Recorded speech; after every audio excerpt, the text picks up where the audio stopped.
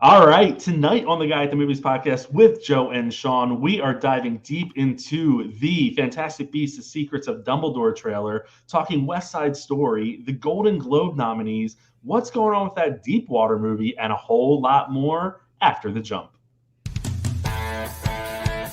Change the game just now. I have a rave. These are the best ideas I've ever heard. Seth Rogen can't I'm saying that's the commentary that will exist. A Barbie girl in a Barbie world. Defiled Mickey Mouse.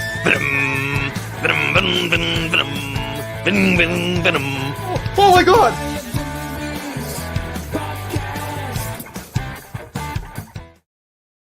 Welcome to the Guy at the Movies podcast with Joe and Sean. I am Joe. He is Sean. This is episode 75, Sean. There feels like there's some sort of amazing accomplishment available here, and I want to sort of compare it to something, but this is our 75th anniversary. That's how I'm putting it. What's that one? The 75th? Is that like Spice, gold? Spice from Dune? Spice from Dune. That is the 100th anniversary, sir. That is the most valuable, is the spice. Most valuable. Well, we welcome you all here. Hope you enjoyed our new intro that we're testing out and playing with. We had a lot of fun in all those episodes, and we're glad to be able to share some of them once again with you all. Sean, we have a lot to dive into today. Anything in particular that you have going on at this time before we jump into all the fun stuff? Well, except for the fact that my makeshift podcast studio right now is absolutely stuffed with Christmas gifts, wedding dresses, wedding gifts, various Christmas cards, I think, the workout stuff because of the Christmas tree. So I have very little arm space to move. Sean, if you didn't send my gift by now, it's not going to get here in time. So I am literally looking at it right now. And it looks like, yeah. Fuck. No, the gift you got us for the wedding. Oh, that one. You don't have to. Never mind. Oh, you thought that? Yeah, no. I avoid that kind of stuff. Yeah, we're good. Over the head. We're great at our communication skills, as you can see. Very good at that. All right, so today we finally got the long-awaited debut of the trailer for Fantastic Beasts 3, which is Fantastic Beasts and Where to Find Them 3, The Secrets of Dumbledore. They have shortened it for us, which is wonderful. Fantastic Beasts, The Secrets of Dumbledore. Let's dive into this trailer, and we'll discuss on the other side.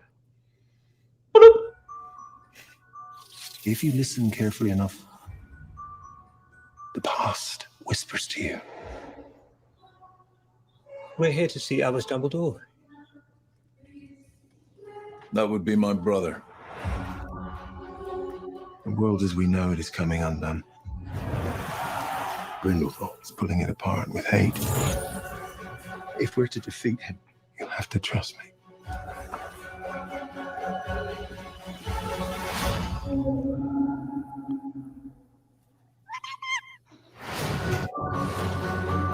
This is the team that's going to take down the most dangerous wizard in over a century. A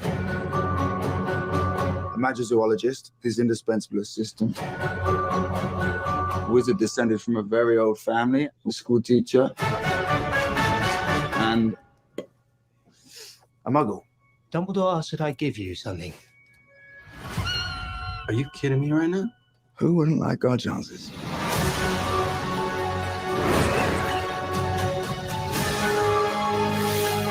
Off to save the world, are we? Things are not quite what they appear. Swivel, but delicately. I'm swiveling like you're swiveling.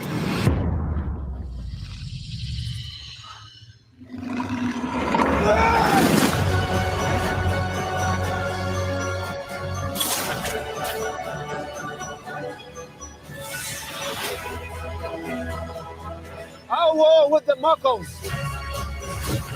begins today!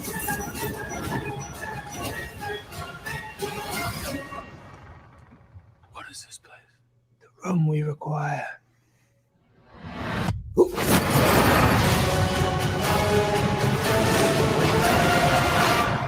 Correct. 3 points to Hufflepuff.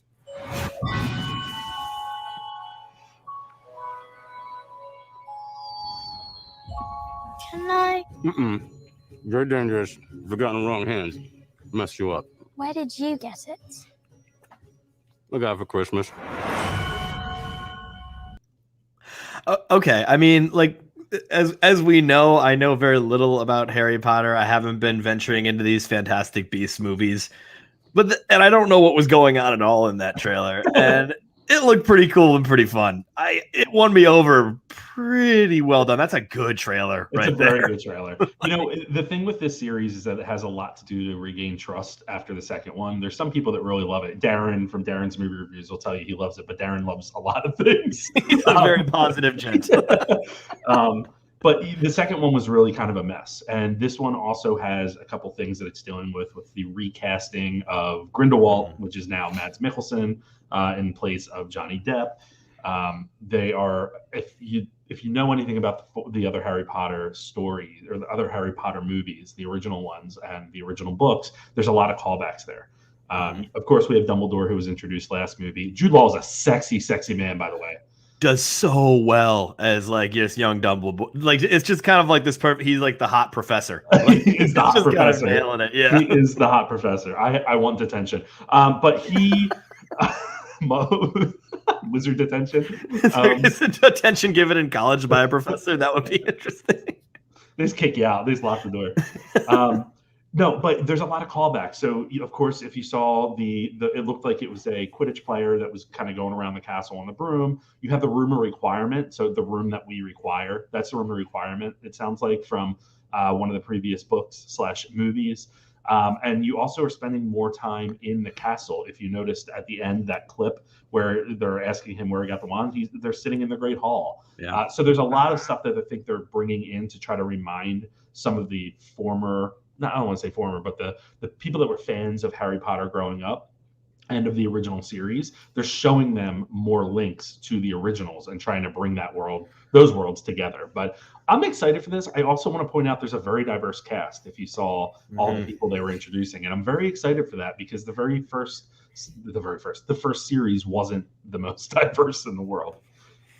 It's interesting. J.K. Rowling doesn't really love diversity. Yeah, she's not really that open-minded at this point. I really love that they're bringing in as someone once again who kind of watched the movies but did sort of sleep through them and hasn't really rewatched them, not out of hatred, just out of okay, I saw them, they were there.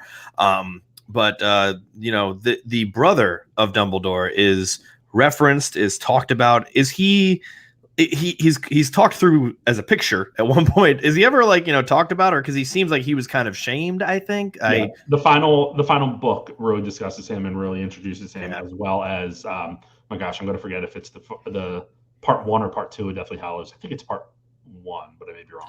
That's the exact problem with Deathly Hallows, man. If that were just one movie, that would have been the best movie I've ever seen. That was so structured to be a great movie, but the part 1 and part 2 just pisses me off. I'm excited for it, though. I mean, it comes out in April. It's been long delayed because so the rumors behind the scenes were that they were really trying to rewrite it to do some of this stuff that we just mentioned, to try to bring in some callbacks to what people are familiar with. And I think that trailer does a good job of it. It got me excited. And Mads Mikkelsen, come on. He's wonderful. Now, just a quick comment on that. The Grindelwald character can kind of shapeshift, right? So it's sort of they could sort of explain that away, that now he looks like Mads Mikkelsen, or are they just not saying anything? Well, I don't know how they're going to go about that. There's different things in the wizarding world that allow people to look different. And that is explored in the first Fantastic Beasts. But where that goes in the future and how they explain that away, who knows? But I'll let them handle that. Yeah, they had a committee. We'll just talk about it after. We had a committee. I'm hoping that committee took shit away from J.K. Rowling. They're like, no. We'll give you your check. Just please walk away. We'll give you money. Just please go away. Please step away. All right, the next one we're going to take a look at is Reno 911: The Hunt for QAnon. Did you ever watch Reno 911 growing up? I adored Reno 911. I believe on Comedy Central. Yes. And then I saw the Miami one, which I thought was also a pretty brilliant movie. It's really good. I'm ready for this. It is really good. They also, if you ever have the chance, I think it's on Roku now, but remember Quibi? They did short 7-minute episodes of Reno 911 and revived it. And I downloaded Quibi just for the Reno 911 episodes. They're phenomenal. So Comedy Central seems to be going, and Paramount in general seems to be going this route of doing like 1 hour specials or whatnot. And this is the latest from the Reno 911 people called Reno 911, The Hunt for QAnon. I, for one, cannot wait.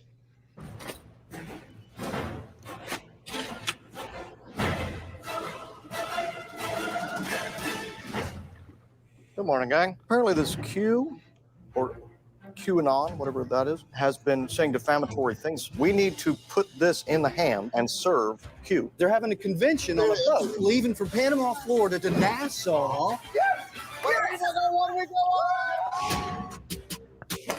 We're going undercover.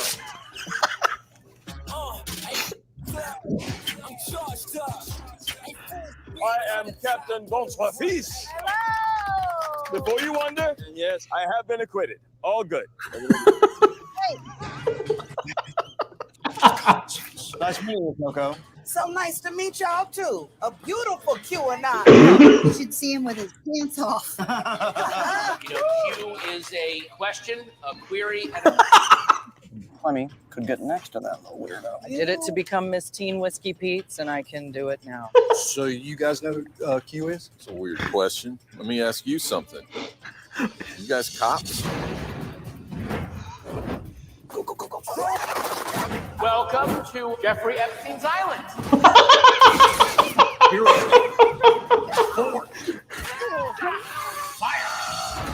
Someone has to get this bomb safely out to sea. Not it. Obviously, I was going to do it. Why volunteer? Why would I step in and say that dramatically? I'll do it. Reno 911, the hunt for QAnon. Exclusively on Paramount Plus sign. Is it bad that I feel like I'm being threatened with a good time? I mean, this is some of the nice stuff. Some of this is actually next to your stuff, by the way. Paramount Plus sign. They're not even trying to be serious. They're not even trying to be legit. They just went full fun, and I think that is great. Like, I am so impressed by the fact that, you know, it looks like it's, you know, they wanted to go for an image of completely low budget.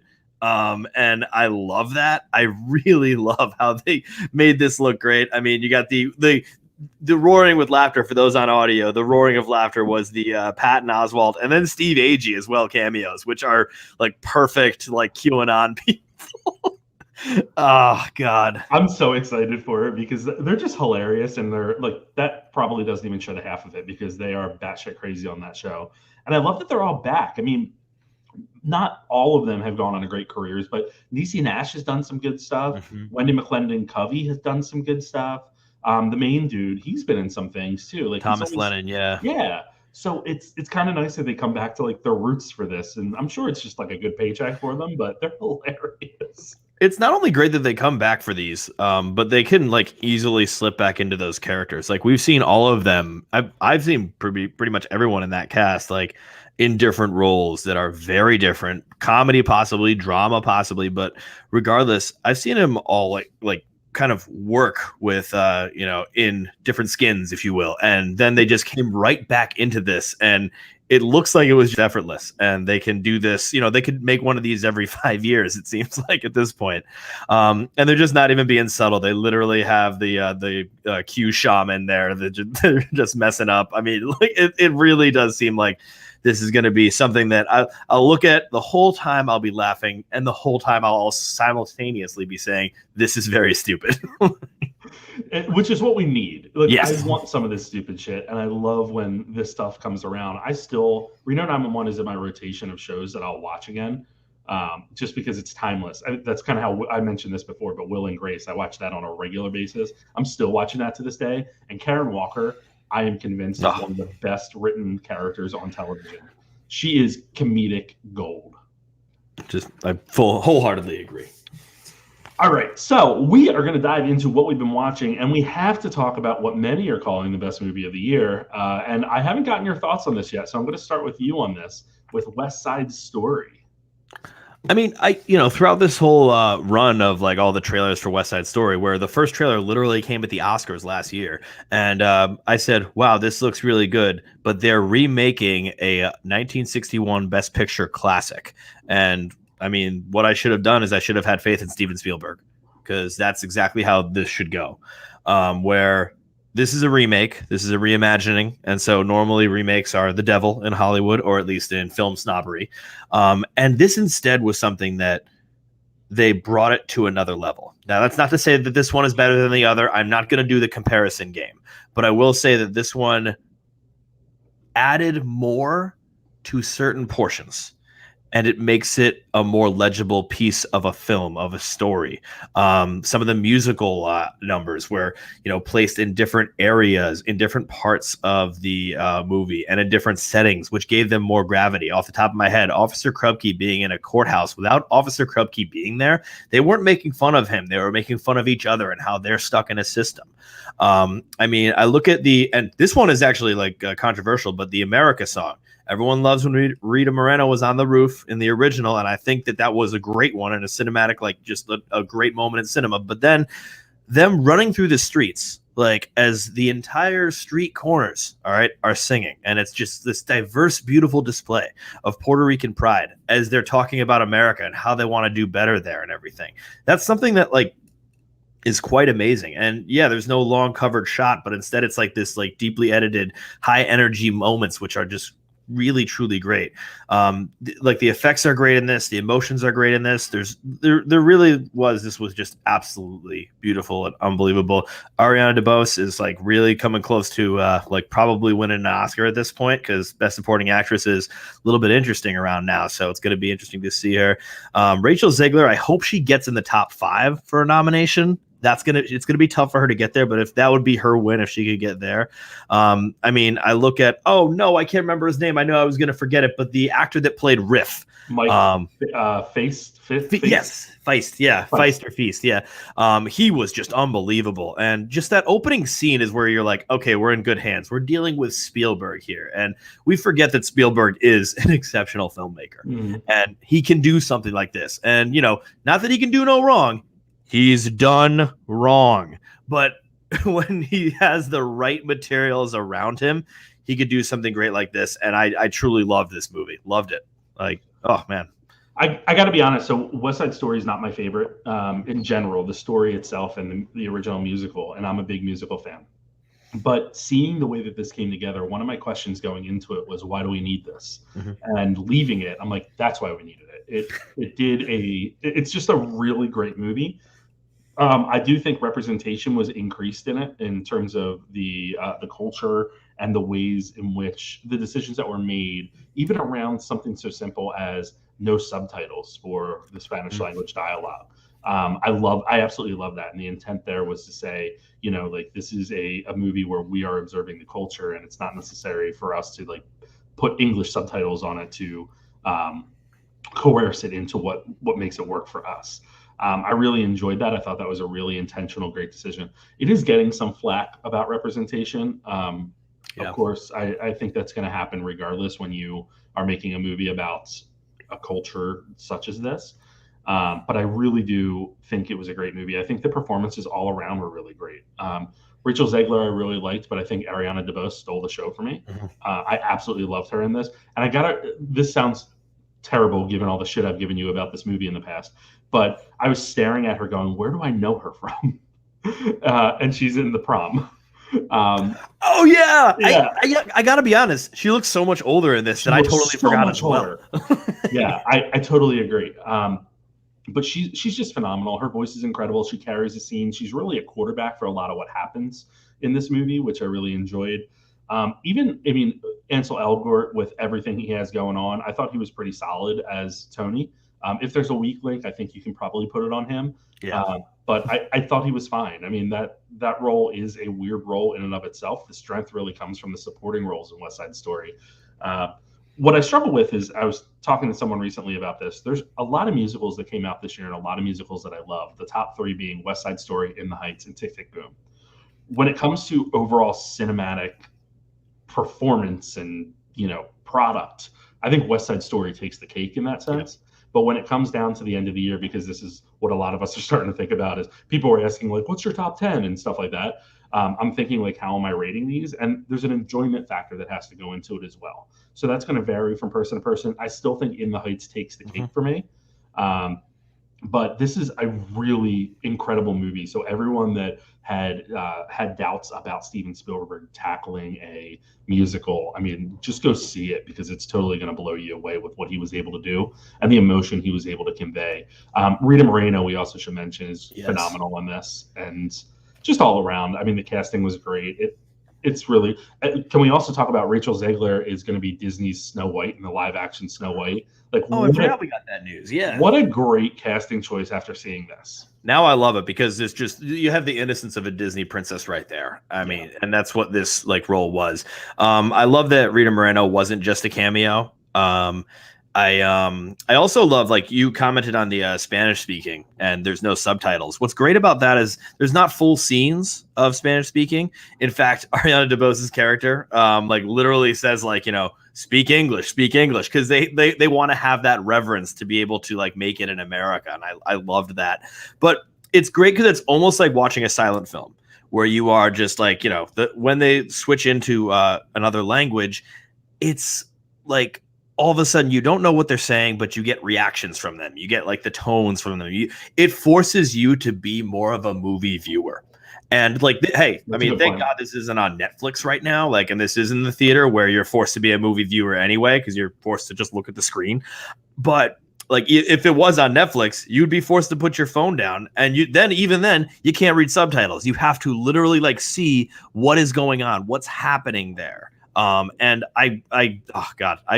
it's tough because you're right. What are the best musicals this year? And I think it's those three for me as well. And like, I mean, In the Heights was just like my top number one movie for so long. And you know, if I look at like from a construction standpoint, like I will go here. What my biggest issue with this movie though, and it was really horrifying, and I didn't appreciate that this occurred, was Corey Stoll with hair. Like when he took off his hat, I almost left the theater. I was like, it's only 10 minutes in, I'm out.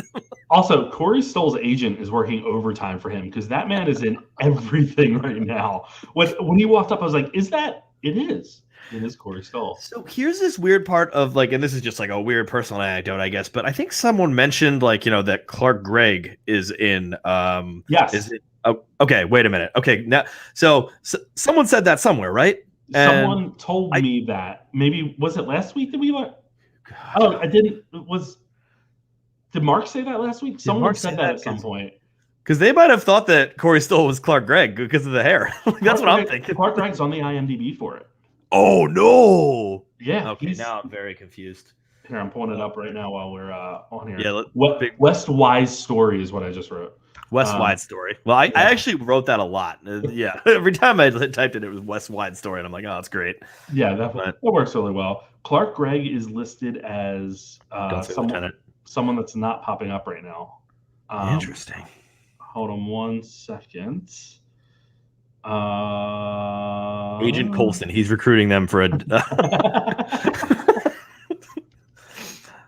He's not popping up on IMDb anymore, so maybe he's not in it. This is very strange. This is where we do a 6-part podcast about the mystery of Clark Gregg in West Side Story. Well, the mystery that we were going to talk about later got solved today. So, which one is that? The Deepwater mystery. Oh, geez, yeah. God help us. Thought that was going to be an interesting thing to talk about, and then fucking Deadline with their scoops. I will say, Edsel Eggert, you're much nicer to him, and it was tough, especially with someone who like Ziegler, who's just like so charismatic and everything. It was just tough having him there. And Tony is a blah character; he's absolutely a blah character. But the moment where he thought Maria was dead, and he thought he was stabbed, and I remember like looking at this, and I was kind of stunned. I was like, "Are you really going for this, buddy? Like, this is tough, man." Someone said online, "Can you imagine? That was the best take." Like, this isn't Eastwood saying that's cool. I mean, he's like you said, and like I said, the character is a blah character as it is. Yeah. So I kind of like that's why it worked for me because of course she's going to be far and away better. But yeah, I'm with you there. A lot of people are giving it a lot of shit, like, "Oh, why didn't they recast him after everything that happened?" The movie was done; it was locked and loaded. You can't do that. It was fine. I mean, it was a little bit tough that she looked pretty young. I was like, that really did bother me a lot. But he also is like 7 feet tall. So, but I mean, You know, to be honest, not a lot of people even know about the allegations. Like us people that follow film know, but the audience didn't really know that I was with. Like, but I also have to be honest. Like, I forgot what happened. I know that sounds bad, but I was like, what? Which one was he? What did he do? Because that was at a time where there was. I think that was at the time that a lot of stuff was coming out about Hammer too. Archie, what's his name? Hammer. Archie Hammer? It's not Archie Hammer. Is it Archie Hammer? No, it's not Archie Hammer. It's not Archie Hammer. What is wrong with us? Archie. Oh my God. Army Hammer. Holy shit. Hammer. Holy shit. Army Hammer. Terrible together. Archie Hammer. 75 episodes. Let's just call it. This is it. Yeah, this is it. we Clark Gregg is in West Side Story and Army. Oh, I said it right that time. God damn it! I can't even fuck up. Well, while you deal with that, I'm going to jump into what I've been watching. So I watched this movie called The End of Us that I had missed at a couple of the film festivals that I recently attended, including Philly Film Festival and Toronto International Film Festival. But it had stuff on my radar and then was able to finally catch it. It is a movie about a couple that breaks up. They live together, but they break up right before the state goes into lockdown. So they're stuck in the house together at the beginning of the pandemic. It's a lot of fun. It's a good movie. It's one where the chemistry of the leads is really good, and they're both individually funny, but together have really good back and forth and bounce off of one another really well. It's a film that's going to remind you of the early days of the pandemic when masks were, everyone was like, wear a mask. If you're going to the grocery store, put gloves on, all that stuff. It's very heartfelt though, because it dives into these characters kind of figuring out like how they can coexist together, but also trying to forge their own paths. And I like the direction that the film ultimately takes. Ali Vingiano, I'm probably mispronouncing that, and Ben Coleman are the two leads, and it's largely just them. So it was really it was very enjoyable, to be honest. It's a little bit like you've seen some of it before and it's just dropped into the context of the pandemic. But I think that worked. And it was something that was just very recognizable to anyone who has, been awake the past 2 years. That's going to be tough though. Like what was it? Morning Show. I stopped watching. I mean, for many reasons, I stopped watching the Morning Show in season 2. But one of them was like when they started to like the pandemic was starting, and it was like all the new things that were happening, and my stomach just kind of dropped too much. That I don't know. I might have an issue with this movie, but I'll take a look. I think you'll like it. Because I think that it doesn't focus too much on that. It's more about sort of how. Well, actually, you might have a problem with it. Never mind. So the other, I'll try it.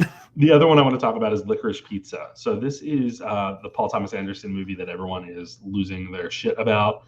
I got to be honest, I'm in the minority here where I didn't really enjoy it. I was very bored with this movie through and through. It is very inconsistent, and the main plot is very lackluster to me, and that's what really got me. So it's about burgeoning young love in the 1970s in the San Fernando Valley, but I never really grasped onto these characters. I know that today we saw Alana Haim get nominated, and I think even Cooper Hoffman got nominated too on one of them. So they're the two leads. It's just. It was just boring to me. It seemed like it was a hodgepodge of random things that could happen to teenagers all in a 2-hour movie. And it really was not doing it for me. The best parts of the movie are in the cameos that pop up. So not only Bradley Cooper, but you have Maya Rudolph, you have Sean Penn, you have Mary Elizabeth Ellis, just a number of people that pop up that are great, but are only in it for, very short times. I did write in my review one of my favorite lines of any review I've ever written. And it's, if Licorice Pizza was a work meeting, it could have been an email. Because it just did nothing for me. But you're seeing, as we'll talk about shortly, that it is getting picked up for a lot of awards consideration. And at least the Golden Globes and the Critics' Choice Awards are kind of bathing in this movie. So I don't know if that's just a Paul Thomas Anderson thing. Yeah. But it doesn't do it for me. Well, we'll talk about that when we get into Globes and everything. But I mean, right now, Licorice Pizza is front runner for original screenplay. And I think that and that's not even and unfortunately, it's one of those things. By the way, I have not seen this movie. I will see it eventually. But I will say that it's not due to its quality. This is an awards thing where Paul Thomas Anderson has not won an Oscar yet, which, I mean, in my opinion, I consider an issue. Should it be a situation where someone should win something because they haven't won something in like ever yet? No, of course not. That's ridiculous. That's insane. But like, this is how the awards circuit operates. And also, screenplay is kind of a mess this year. Much like everything's a mess. World's a mess. I think this isn't my rant tonight, but it's a rant that I want to throw in there. I think sometimes we give a little bit too much leeway and rope to directors that we've liked previous movies of. This happens with Christopher Nolan all the time, and happened with Tenet. I mean, we're seeing it right now with the fact that we're going to talk about Oppenheimer with the casting there. But Tenet shit the bed and wasn't as great as everyone thought it was going to be. Careful. But still, people are losing their minds about Oppenheimer. So if you're keeping track, Spider-Man No Way Home is the best movie of 2021. The Batman is the best movie of 2022. And Oppenheimer is the best movie of 2023 as of now. So we're already looking at 2024. Please plan accordingly. Sonic 3. Knuckles Revenge. Knuckles, baby. Yeah. Let there be Knuckles. Now. But I would say with Licorice Pizza, the way you described it and the way you talked about why you did not like it was his goal. His goal was not for people to hate it, of course, but his goal was that he was going to make a movie of like a burgeoning young love of just like two kids hanging out for a while. Now, that means there's probably no plot. I've heard that. I've heard there's just sort of windows of plots going on in like LA, and there's just these two kids sort of hanging out, and there's kind of a love situation there. But that's pretty much it. So this is, if we look at it, we're looking at a Seinfeld-ish movie about nothing kind of situation where like, I'm worried that I will like this. I'm waiting, but of course Seinfeld was funny. I mean, maybe this wasn't meant to be funny. That's what I'm saying. If you're going to have, you need to offer something. If you're going to do something that's simple, and I'm all about simple, don't get me wrong. I love simplistic movies, but if you're going to do it right and have something to offer. I didn't think this had anything to offer. I feel you. Yeah. How about you? Oh God, I watched like movies that one of them I liked, one of them I didn't like, but they're both like movies that are kind of way off the radar of anything. It's like right now I'm sort of in between. I've got this like purgatory where there's a bunch of movies coming out that I'm looking forward to watching in award circuits, and there's a bunch of movies behind me. But regardless, I'm going to talk about Unforgivable first, and then end on a positive note. So Unforgivable. I mean, oh my God, that's true. That's why Netflix took it. So easy marketing. So Unforgivable is the movie with Sandra Bullock where she murders a cop, spends 20 years in jail, and then is on parole, and then deals with that. So pretty much same thing as Licorice Pizza. And like, so I would say this movie is obviously like incredibly depressing, wildly frustrating. Sandra Bullock, which I appreciate her as an actress, and I thought she was going to act the hell out of this role, is just very flat, and she's trying her best with it. And they try their hardest with other actors. Viola Davis is in this. Once again, though, it was a shame. I missed her because I blinked. And she plays this horrible woman. Viola Davis does. Sandra Bullock kind of does as well, but Viola Davis does. Like she plays someone who's just like mean and nasty and doesn't have any dimension whatsoever. And this is Viola Davis we're talking about. And then we have also Jon Bernthal is in this movie, and it's like Jon Bernthal, like he does no wrong. He did wrong, and maybe his character was done wrong, and therefore he couldn't salvage this. But it was just unbelievable that even he couldn't really save this movie. The only actor who did amazing, and I'm glad we're bringing up this actor now because he may be showing up in some episodes of Hawkeye. We'll see. Is Vincent D'Onofrio, and he's so good. The level of chameleon he has. He plays like sort of a lawyer that's trying to help her out to see her younger sister. And it's unbelievable how good he is. This movie does its best to like sort of like pivot to a crime thriller and then have some sort of like, twists and turns that, are like, bravo, you surprised me, but they're kind of very flawed. Just like all of the air is taken out of this movie. Like I still have the notes for the review of this one. I have no passion of reviewing this movie. Like it's really kind of I haven't like gone below a C in a while. I mean, that's because I'm watching awards movies, but still it's just like, I'm like, oh man, like this is just a bummer. I've heard a lot about that in the same vein. I mean, the other thing though that I wanted to jump in with is Viola Davis is doing a lot of weird, not Viola Davis, holy shit. Wait, is Viola Davis in this or Octavia Spencer? Viola Davis. You're thinking about Encounter. You said Viola Davis, and I thought Octavia Spencer right away. because both of them are doing these minor roles now, or like even when you think about Viola Davis in Suicide Squad, but then Octavia Spencer in Encounter, which are just so beneath them and the level of actresses that they are. I don't get it. It's a very weird situation. I think it is just, who knows what it's like right now in Hollywood with pandemic stuff going on, where it's just like, you're swimming in something, you just quickly grab whenever a film project is open. Maybe that's what happened like a year or two back. I mean, I don't know what was going on, but also, does Corey Stoll do he and John Bernthal have the same agent, because they're both like in everything these days? John Bernthal, right? When because I kind of looked at this. Oh, actually, I barely looked at this movie because Vincent D'Onofrio surprised me as well. But when John Bernthal showed up, I couldn't believe it. I was like, "You're here? Where did you come from?" Future Academy Award nominee. Let's hope. So I'll quickly dive also into 8-Bit Christmas, which was a lovely movie. It's on HBO Max, straight to HBO Max. It is a movie about a young child in the 80s at Christmas trying to get a Nintendo when their parents hate video games, which I can identify with immensely, as my parents were not video game people. But this movie is great. This movie is wonderful. It's funny. And it is literally, I'm using this properly, by the way. I'm using that word properly. It is literally a Christmas Story, like kind of a shot-for-shot remake. Really? Not a bad thing.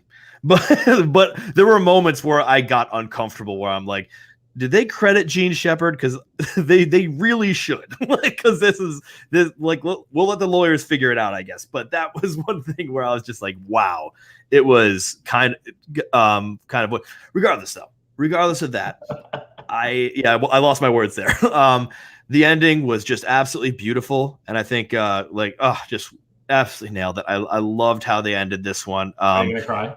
Well, it was unbelievable what happened. The moment they revealed the ending, it was just an all of a sudden geyser of tears. Where there's just something about, especially with A Christmas Story, there's something about like the dad coming through in the end. Like he does it in A Christmas Story, he does it in this as well. And that's not a spoiler. It's not in the way we think. He doesn't buy a Nintendo. You'll see what happens the way that goes. But I mean, the way that actually worked was just like I mean, it was like, ask Sam. Immediate tears, like to the point, like I couldn't believe how fast. Like I just started crying. That's never happened. I'll be a mess. I'll be an absolute mess. It's so good.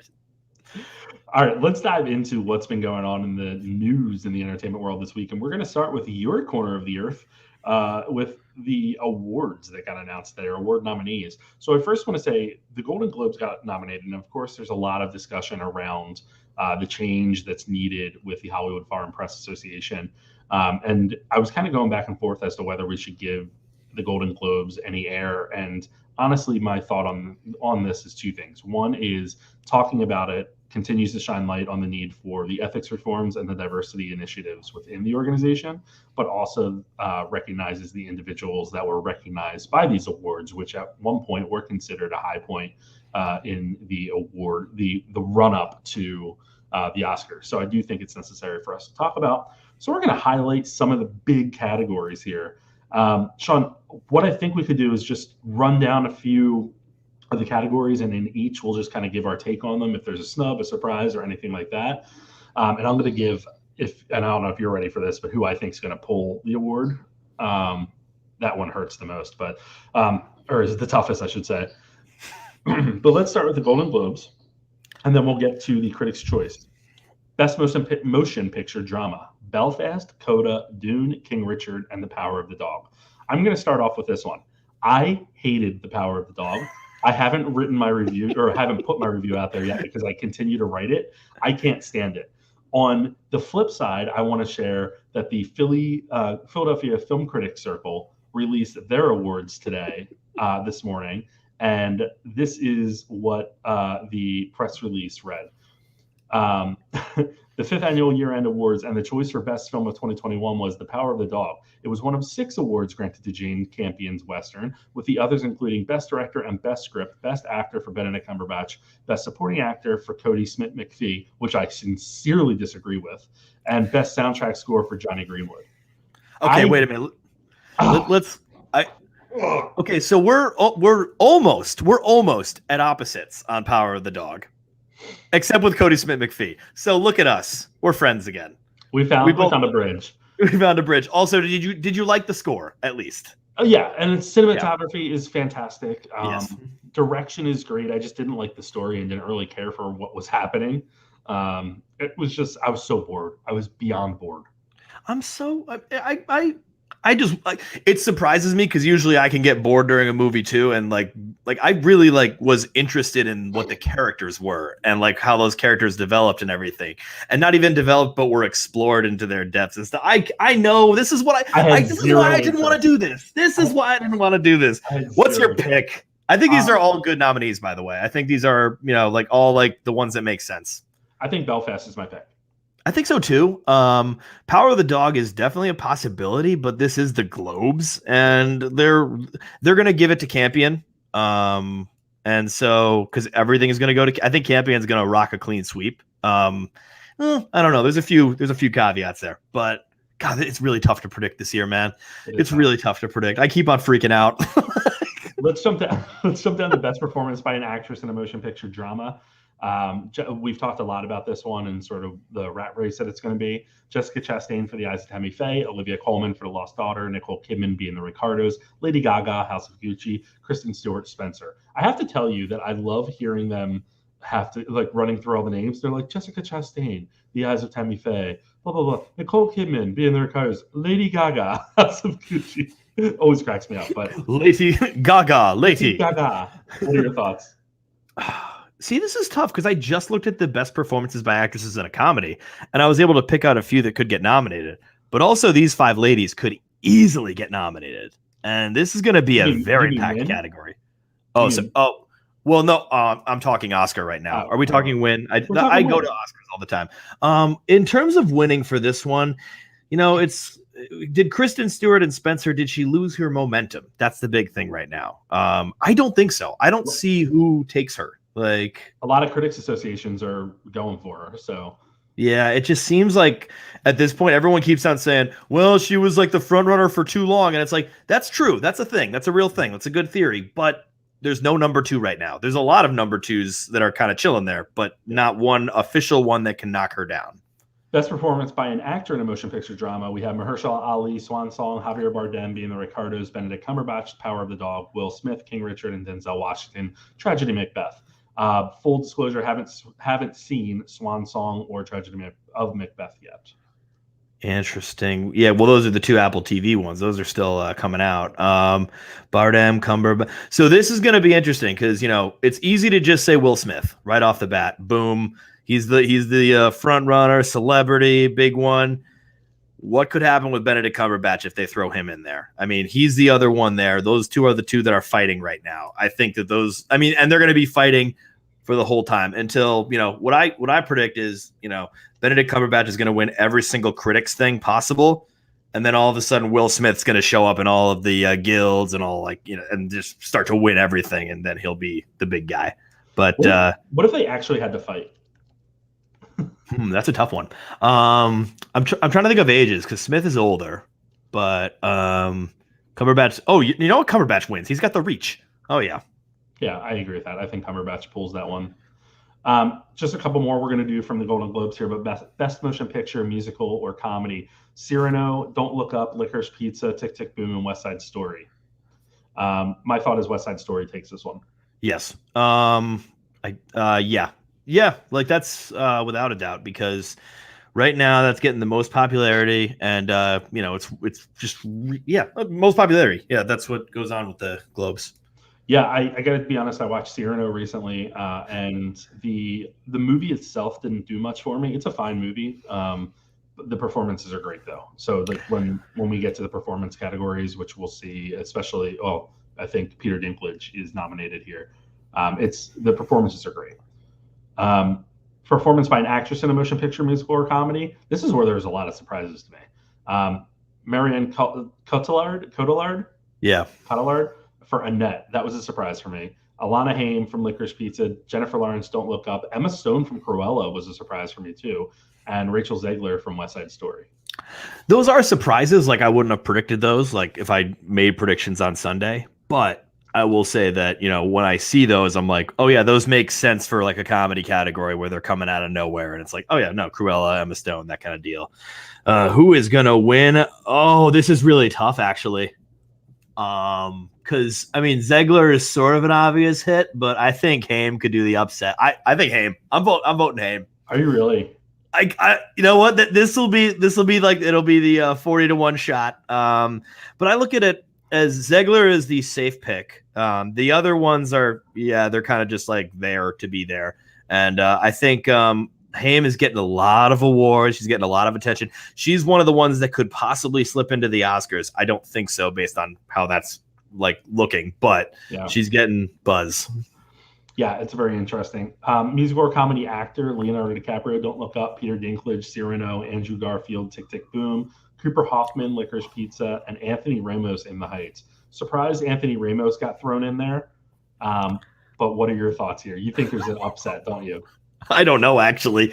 Like, there's two real good leads. I mean, Dinklage versus I think this is Garfield. I think Garfield too. Everybody's loving Garfield. And I think it's weird, though, because Dinklage and Garfield, they're both going to be in the Oscar race. Are going to be, they are in the Oscar race, are probably going to be nominees. Boy, that's tough. It's one of those two, but I'll go Garfield. Yeah, I'm with you on Garfield. A couple more we're going to chat about real quick here before we jump over to CCAs and any surprises there. But best performance by an actress in a supporting role in motion picture. Catriona Balfe? Is that Balfe? It's Katarina Balfe, but it's just spelt like a psycho.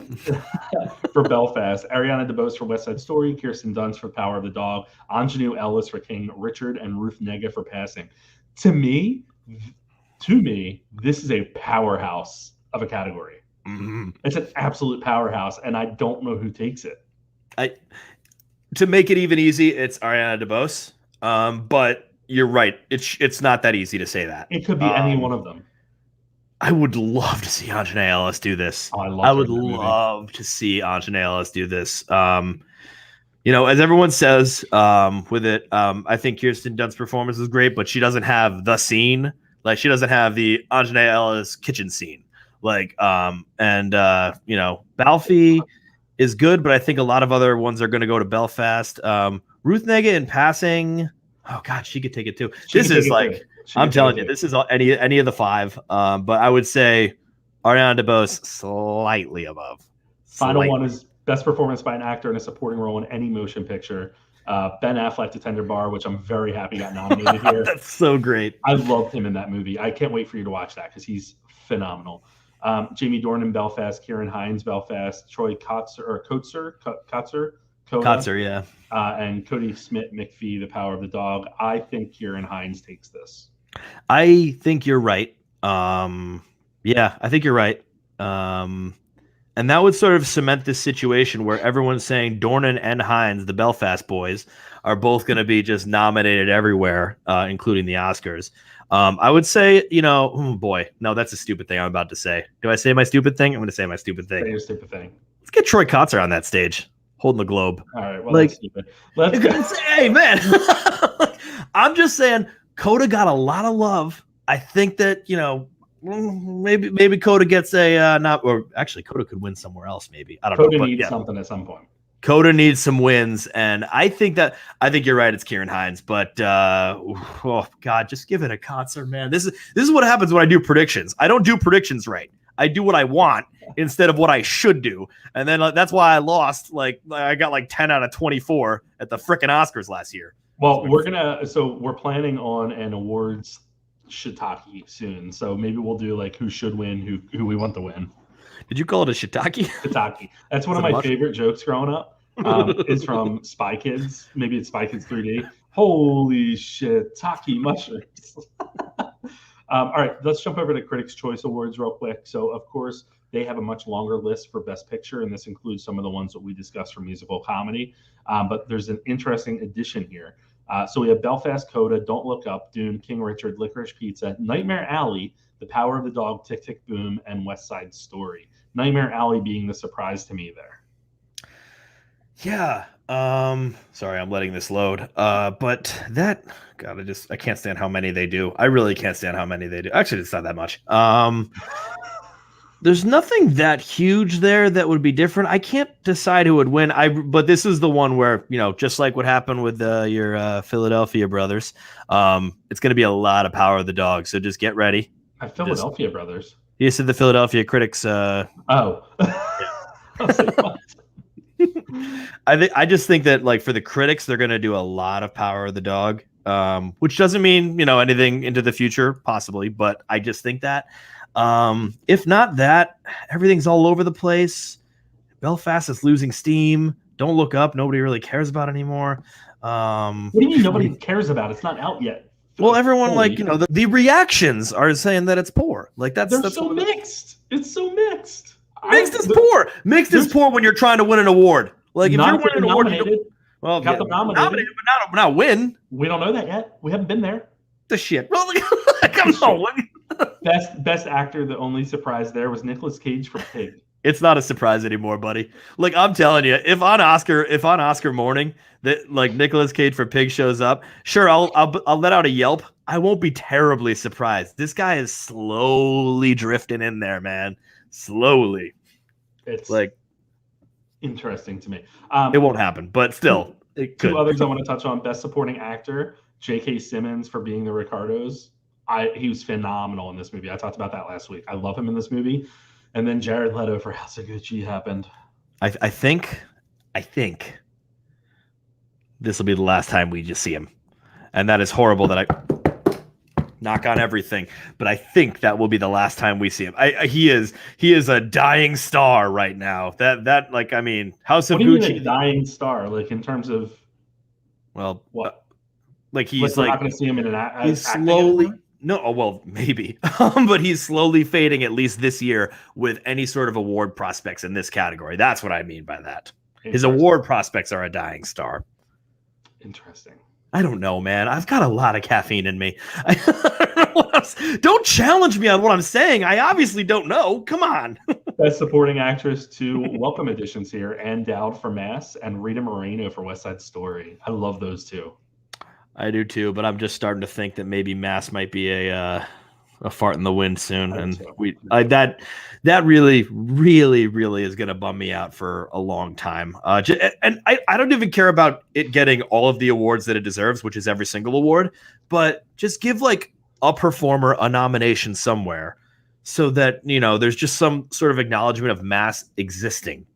And I just want then some people that may not have seen it will eventually see it. I mean, right now it's impossible to see. Thanks, Bleecker Street. I'm pissed Bleecker Street picked it up. Now I'm just, they screwed that up.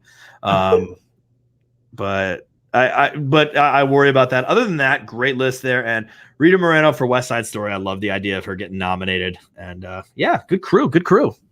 So the next category to touch on is the young actors and actresses. I don't understand what the rules are here. Like, what's the age that you're talking about for actors and actresses? Because Rachel Zegler, who was nominated for Best Actress for the Golden Globes and likely for the Oscars, is in this category. She's 20 years old. Yeah, also you could be let's see, Jude Hill, who is 8. Like how old is actually Jude Hill? But he's like 11. Like Amelia Jones, how old is she? Like college age, probably more. Oh, she was actually of age of her role. That's pretty. But I look at this and it's just tricky because this is going to Jude Hill, and it's going to Jude Hill based on the likability. It's going to Jude Hill based on the talent, but then it just kind of just an itty bitty sort of sucks for the rest of these people. It's just like, oh man, I just got beat by a 10-year-old. But that's why this category is terrible. Zegler got that nomination. She's like, shit, I don't want this. Why am I here? No, please don't do this. Oh man. Oh, I want to talk about acting ensemble for a second here. Go for it. This is very interesting because we've got Belfast, which I don't know. I mean, yes, but also 5 people, and the amount shouldn't matter. West Side Story, pretty great. Power of the Dog should not be on there. That's not an ensemble. That's it's 4 people. Like, get out of here. I haven't seen Pizza, but I love The Harder They Fall on here. The Harder They Fall on here. I want that to be on all the acting ensembles, all the best casts. I want that to be in the SAG because for some stupid reason The Harder They Fall is not being considered in any sort of Oscar situations, which doesn't make any damn sense in the entire world. But I really, really love this movie, and that is like the best cast of the year. So get that one cooking. Netflix pushed it for their awards, but they also pushed pretty much everything they had. Don't Look Up. It's gonna only get another for that. Tick Tick Boom's going to work out for them. So yeah, that's true. All right, so we're going to jump into some news after this, but award season is really kicking in the high gear. So if you're interested in keeping up with all the happenings, tune into Awards Watch every Monday on guyatthemovies.com. I also want to use this opportunity to tout the upcoming Golden Guy Awards for this year. It's the third year we're doing it, but a little bit more organized this year, and I've learned a little bit more from the past. We have a lot of fun categories: Movie of the Year for drama, musical, comedy, animated, documentary, horror, action. We'll talk about Best International Film, Best Director, Best First Film for a Director, Best Original Score, Best Original Song, Best Visual Effects, and then the performance categories are lumped together. So this is in an effort to be genderless in the way that we approach these categories and not separate the best performances and recognize truly the best of the best. So you have Best Performance and Best Supporting Performance. Nominations are going to open on guyatthemovies.com and all the Guy in the Movies social accounts on December 24th and stay open through December 28th at 12 p.m. December 24th is really the last day for the major releases this year. Outside of, I think Don't Look Up might be like New Year's Eve or something, but it's already in theaters here and there. And then voting is going to take place December 29th through January 2nd with the announcement of the winners on January 3rd. So tight turnaround, but every 2021 film release, regardless of where it was released in terms of VOD or streaming or theaters or whatnot, is eligible. So I'm excited for that. And that is happening. And there you go. Yes. Oh no, I was doing because then there's an ad, right? Or I was helping you edit. Oh, there wasn't an ad. we booted some of the ads. We don't really do them much anymore. 75 episodes together. You're like, there's an ad. Here's an ad. I just completely lost my train of thought, but here we go. We're going to go into are we worried about musicals at the box office? We are, and that's why I'm singing as the transition to go towards West Side Studio bombing at the box office a little bit here. So we are not really sure what's happening when it comes to musicals, because if you remember when In the Heights hit, it was getting a lot of praise, a lot of great talk, and I think did really well in terms of critics, but also didn't do well at the box office. And now we have West Side Story that only took in $10.5 million this past weekend. So what are you thinking here? Is it a sign of musicals just being like too much at this point, or is it a symptom of the overall box office issues that we've been seeing during the pandemic? Box office issues during pandemic. My mom would have just kneecapped a row of senior citizens to see this movie and didn't see it because she is being cautious about the pandemic, and good for her, in that kind of situation. She wanted to see this movie more than anything in the world. And it's pretty damn heartbreaking that she couldn't see it, but that's her choice. That's her choice, by the way, to make sure she stays safe and everything. I think there's a lot of people like her. And I think people are not going to the theater because of that. It's a preventative measure. And a lot of people are worried about that. And so two things go on with when a movie fails at the box office.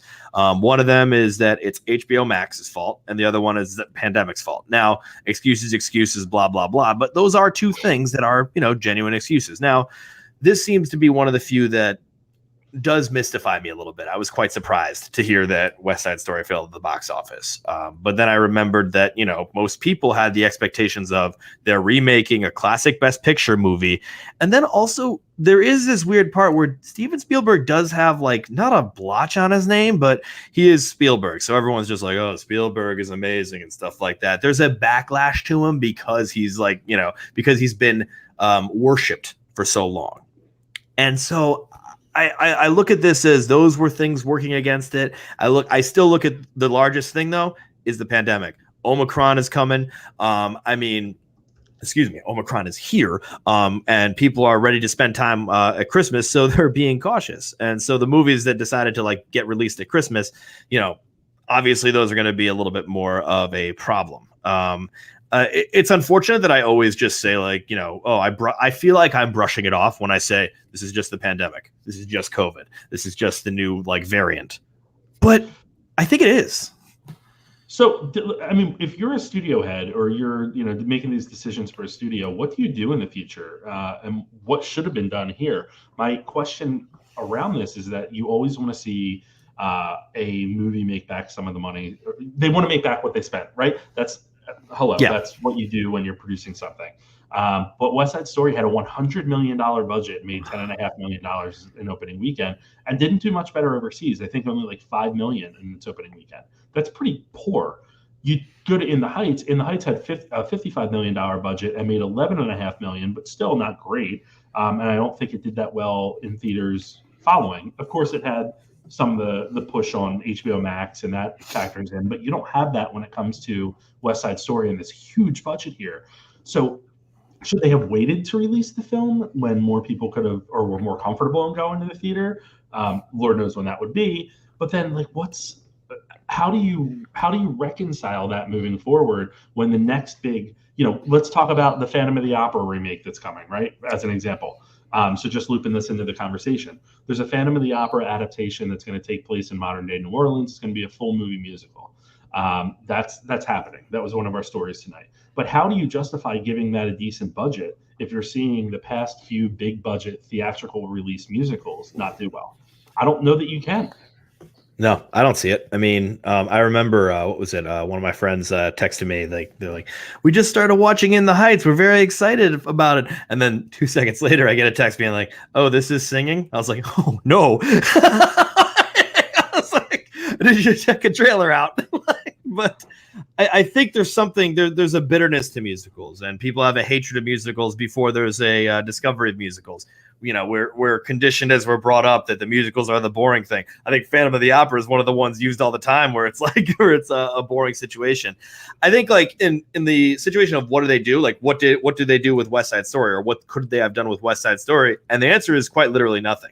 Pushing it back, I don't think was an option. And then the other option is, we'll try to put it on some sort of like, streaming or something like that. And Spielberg would have murdered anyone that would have tried to do that.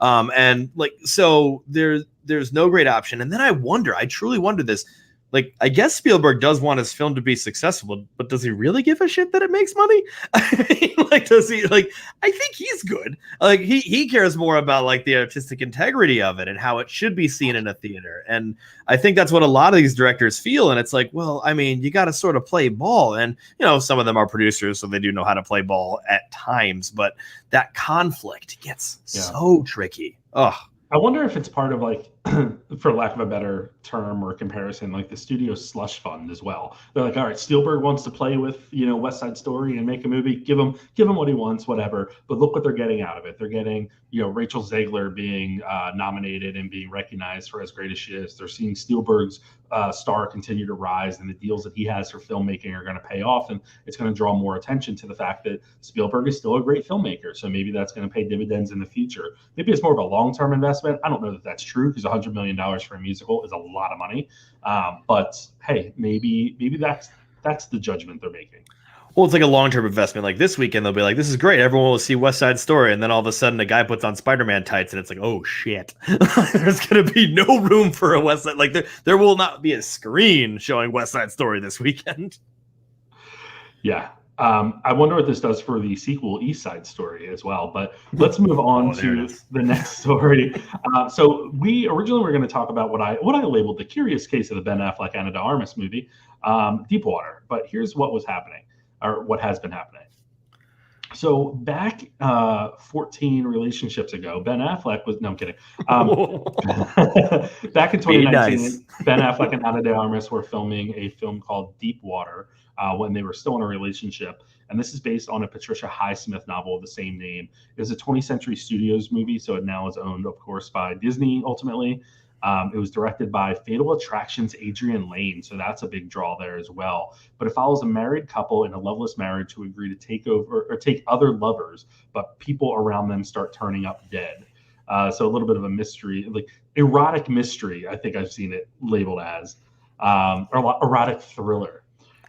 So it was slated to come out January 14th, which I think was probably, I want to say it was like the third release date change, and then it was just suddenly removed from the release schedule last week. The question was, what's going on with it? Nobody had any idea. But now today, Deadline is reporting that it is going to streaming, and that Hulu will carry the North American, or at least the U.S. rights, while Amazon will carry other territories. So it will be going to streaming.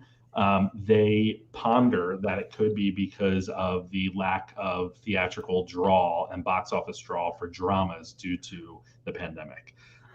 This seems like a really fascinating movie. A lot of other people say it's they're theorizing online that Ben Affleck and Ana de Armas just don't want to do press tours together. That's not theorizing. That's absolutely true. That's 100% true. But this actually seems like it would do well on streaming to me. This is a great, I mean, first of all, a great winter streaming movie. Are you kidding me? This is like the perfect time for this to come out. January 14th. Oh, wait, that was a theatrical release. So it'll be even further than that probably. But, oh, man, I can't wait for this to be a February where we can't go out. We Uber eat some pasta, just get fat on some carbs, and watch like a weird swingers, like, like murder mystery. Watch that eroticism in your own house. Oh my God. So a little bit of breaking news real quick before we jump into another one. Tomorrow is the embargo lift for The King's Man, which of course is the third movie in the series of The Kingsman, but it is a prequel to the first two. Matthew Vaughn, in an interview with comicbook.com today, said that they're all set to go on Kingsman 3, and they'll start filming in September, which will wrap up Eggsy's story. Eggsy, of course, is Taron Egerton. So that's coming. I didn't realize. I knew that King's Man had Rasputin in it, and I was really excited that Rasputin was in it. I didn't know Rasputin was being played by Rhys Ifines, and that's amazing. Like, that is awesome. Like that. Like I heard about that casting, and now like I was already into it for that character alone. Now I'm still into it for that character alone and for that casting alone. That is awesome. Yeah. Oh man. And we'll talk tomorrow when the embargo lifts. You can't say anything. We'll keep moving. You can't say anything.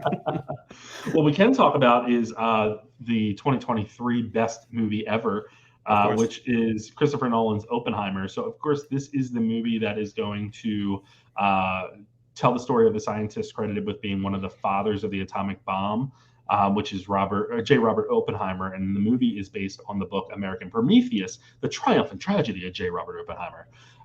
He is being played by Cillian Murphy, and Matt Damon, Emily Blunt, and Robert Downey Jr. were already attached to it, but now we know that Florence Pugh, Rami Malek, and Benny Safdie are the latest additions to the cast. This cast has really blown up.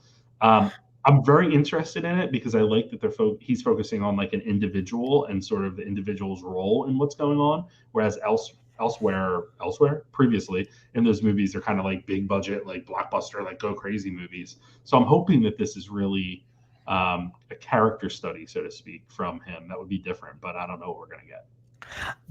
Shout out to Benny Safdie, who is just like an actor now. Like that's just amazing. It's like, I mean, he was an actor in Good Times, so it's already like pretty solid too. He's in Licorice Pizza too, by the way. He is in Licorice. I saw that in the credits. Oh man, that's great. It's like, just Benny Safdie, man. I love that he's in here, but I really love that there's this much of a cast. I'm worried that there'll be a couple of people that are just kind of like in like the corner or something. We're just like, hey, for 2 seconds. Like, what else he's in? What is he in? The Obi-Wan Kenobi series. Get the. You know what? Actually, now that I did hear about that. I did, because like that's when they came out with that full cast and everything. But that is awesome. I can't. Let's get a damn clip of the Obi-Wan Kenobi series, man. They don't need to. I want footage of the Obi-Wan Kenobi series. I need a trailer. I need an Obi-Wan Kenobi trailer. I'm dying here. All I gotta look at is Boba Fett. Series that I have zero interest in, but we'll watch anyway and probably love. I think I like it. It's all about politics, space politics. But yeah, is this a movie that you're excited about with Oppenheimer?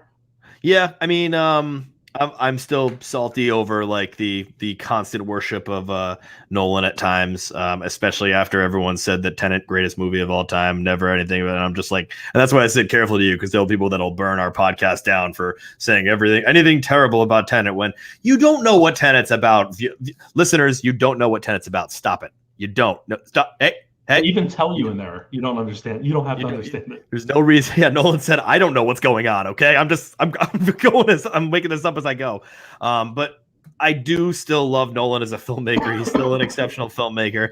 I'm excited to see what he does with this story. This is a very different type of move for him. I mean, it's not really, he'll still screw it up with time somehow, but, there's something interesting about this that I really do enjoy. And I mean, that many stars that I absolutely love, I'd see anything with that. Come on. Leonardo DiCaprio shows up and he's like, I'm in your head. Don't do it. Drop the bomb.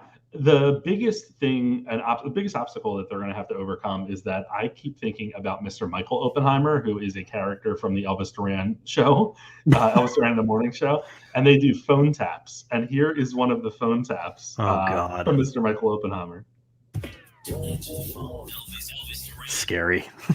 Phone tap. Scary. Yes. What's it all about? Well, Chris's girlfriend Kelsey hates telemarketers. We'll just listen to a second of the it. Show, so that's why she'd be a perfect phone tap victim, especially by our relentless telephone telemarketer, Mr. Michael Oppenheimer.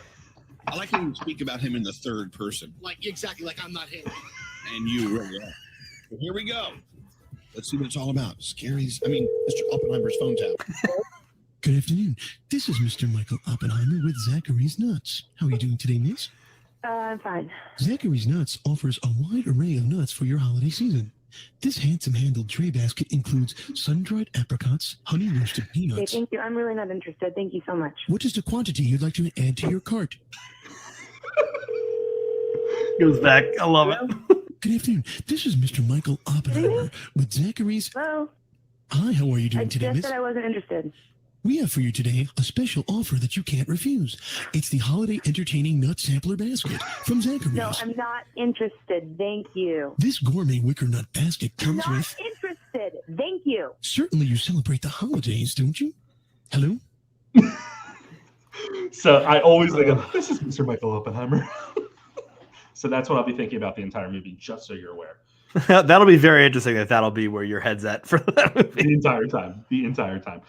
Let's touch on two other quick stories before we jump into the last one that we have on the list here. First and foremost is that Marry Me, which is the new modern love story about celebrity marriage and social media that stars Owen Wilson, Jennifer Lopez, and what's his name, Maluma? Is that the girl from I Spy? No, he's actually a musical artist. I thought the girl from I Spy is in that too. Grammy nominee. Who's the girl from I Spy? The one with Dave Bautista. Oh, the little girl. No, it's My Spy. My Spy. I Spy. I Spy was the Owen Wilson. Oh, I Spy was the other Owen Wilson movie with Eddie Murphy. Anyway, so that's going to hit theaters and Peacock at the same time, which leads us into our last story here that in addition to that happening, Peacock is going to stream all of most of the Universal Film Entertainment Group films within 45 days of release. So they'll start in theaters, premiere in theaters, and then head to Peacock within 45 days. And this means that titles like The Black Phone with Ethan Hawke, Ambulance, and Halloween Ends will be in on your TV. And this is just another example of the changing landscape of the theatrical windows that we see happening. But I also think that it kind of alters the way in which the streaming wars continue on, because Peacock is now really firmly in the game. It's because Peacock at this point is for me to catch up on Yellowstone, and then I think I got it for Halloween Kills, and that is all that is that I've watched on it. So once these movies start to show up and become something a little bit larger, it'll be a little bit more interesting. I don't know why I always want to do that. Is that your impression of a peacock? Peacock. Oh, so your impression of a peacock is you're like a Pokemon that's peacock, where they say the name of the Pokemon. Essentially, yes. Essentially, why not? Works. Why not? so that's happening. And the last thing to touch on real quick that Sean has zero interest in is that there is a Mega Man movie that has been gestating for a long time. And according to IGN, it sounds like the movie is being developed at Netflix. So this, of course, is the video game Capcom's Mega Man, but it's a feature movie that is in the works at Netflix. What's really interesting is Ariel Schulman? Oh, the Catfish dude? I was gonna say that. Yeah. Or is that the brother of the Catfish dude? That's the brother of Nev. Yeah. So he wrote it? Well, they maintain an active development slate. Features in the works include an adaptation of Capcom's Mega Man for Turn-In Entertainment and Netflix, which they wrote and are directing. So that's happening. Oh, I'm looking at the picture of this guy. I know this guy, Mega Man. Before we got on here, you had such a meltdown about Mega Man. I didn't know what you were talking about. I thought it was some kind of toy or something. And you were just like, oh, how do you not? My goodness me! How do you not know about thine Mega Man? I said good day. All right, let's dive into rants and raves. I'm going to start off with a rave real quick, just that as we're moving closer to its release date. But Scream 5, or Scream as it's better known, will be coming out in January. And the marketing for this has been phenomenal. Have you seen the new Scream poster that was released today? It is. I saw you post it earlier. It is beautiful.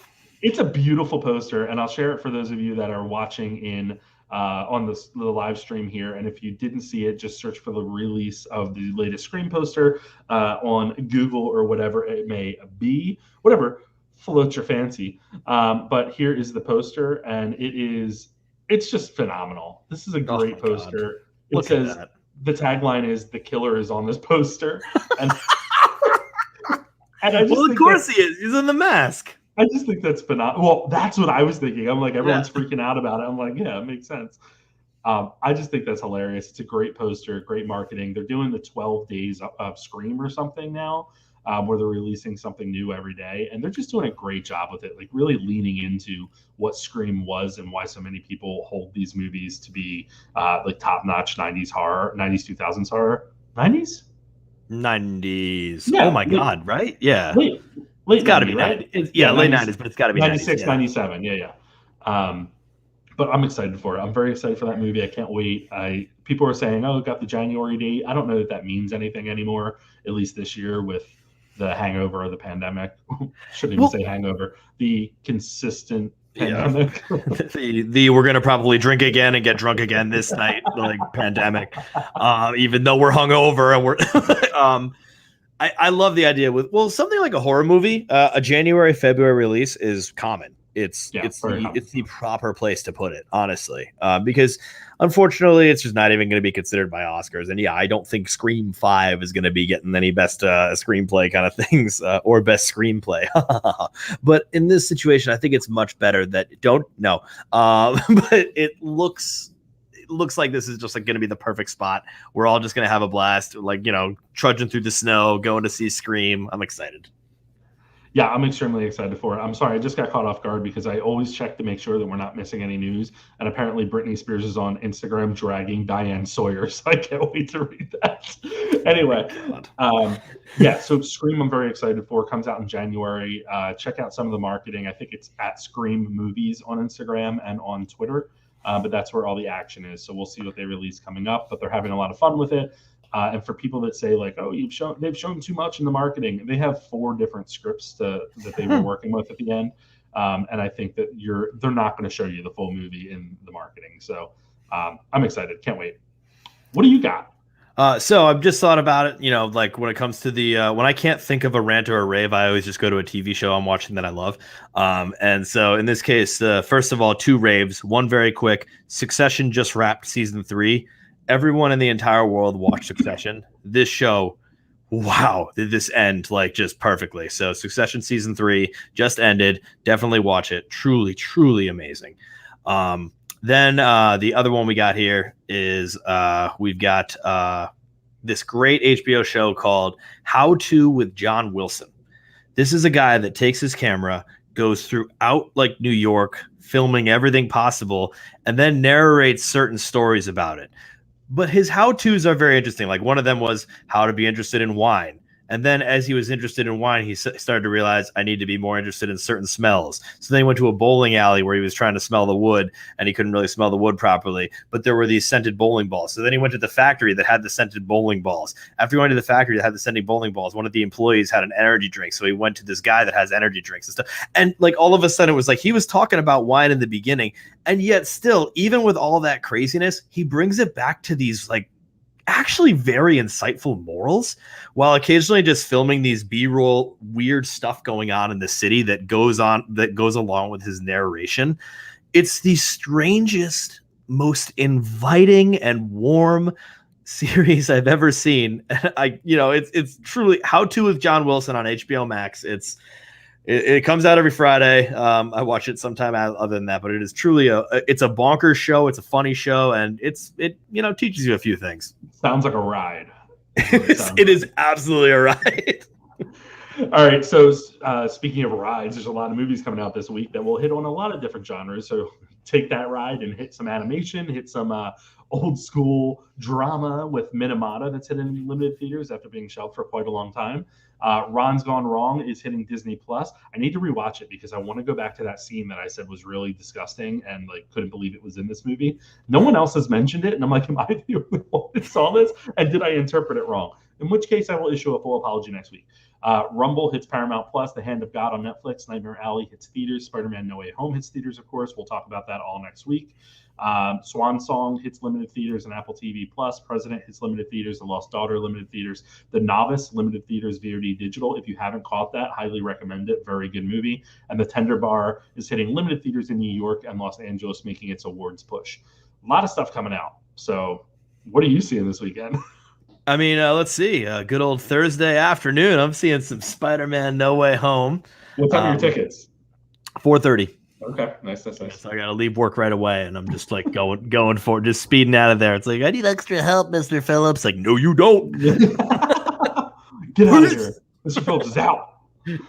Well, hey, Sean, always a blast, always fun. Really glad that we had this opportunity to talk tonight and talk about how you were wrong with the power of the dog. But it's okay. I'll be fine moving forward. See, here's the thing. Like, you're doing the negative review this time. I know. So the whole prom thing, here. I get to be the one now because I was the one that gave the negative review to prom, and you are just relentless. And so you didn't now, even give a negative review to the prom. That's the funny part. That's a son of a bit part of it. Yeah, that's true. I like that you admit that though. Oh boy. Just don't understand your rating scale. Kidding. I don't understand mine either. Like, it's sort of fun. It's all crazy. All right, so happy avoiding spoilers the next few days. Oh God! All right, phone's going underneath the floorboards. The house might not make it. I know my apartment won't. Goodbye. As always, thanks for listening. You can follow both Joe and Sean on Instagram at Guy at the Movies and Math Teacher Movies. New episodes of the Guy at the Movies podcast with Joe and Sean are available every Wednesday morning, wherever you get your podcasts. Also, be on the lookout for special spoiler pods, where we dive deep into the latest film releases. If you like what you hear, be sure to like, comment, and subscribe. See you next time.